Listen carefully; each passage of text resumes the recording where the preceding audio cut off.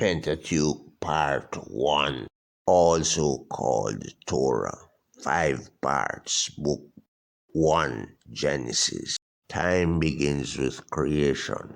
Then the flood comes. Righteous Noah, believing Abraham. Jacob renamed to Israel.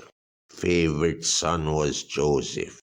While dying, Jacob names Judah as the king line.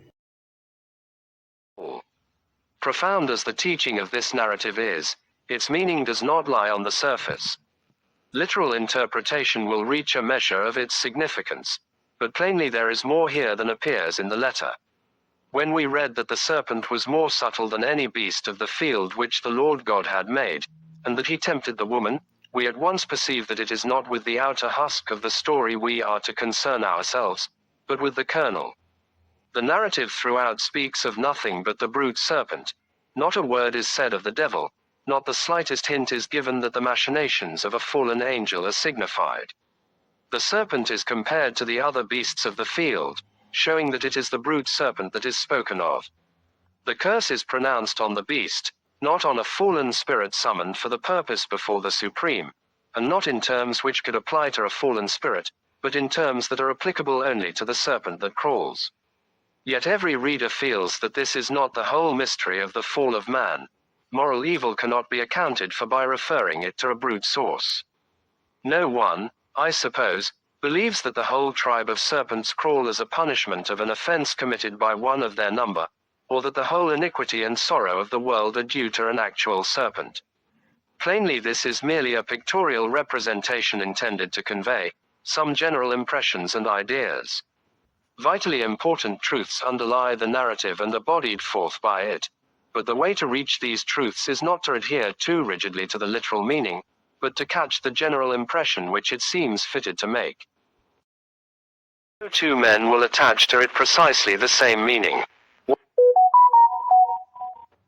One says, the serpent is a symbol for Satan, but Adam and Eve are historical persons. Another says, the tree of the knowledge of good and evil is a figure, but the driving out from the garden is real. Another maintains that the whole is a picture, putting in a visible, intelligible shape certain vitally important truths regarding the history of our race. So that every man is left very much to his own judgment, to read the narrative candidly and in such light from other sources as he has, and let it make its own impression upon him. This would be a sad result if the object of the Bible were to bring us all to a rigid uniformity of belief in all matters. But the object of the Bible is not that, but the far higher object of furnishing all varieties of men with sufficient light to lead them to God. And this being so, variety of interpretation in details is not to be lamented. The very purpose of such representations as are here given is to suit all stages of mental and spiritual advancement. Let the child read it and he will learn what will live in his mind and influence him all his life.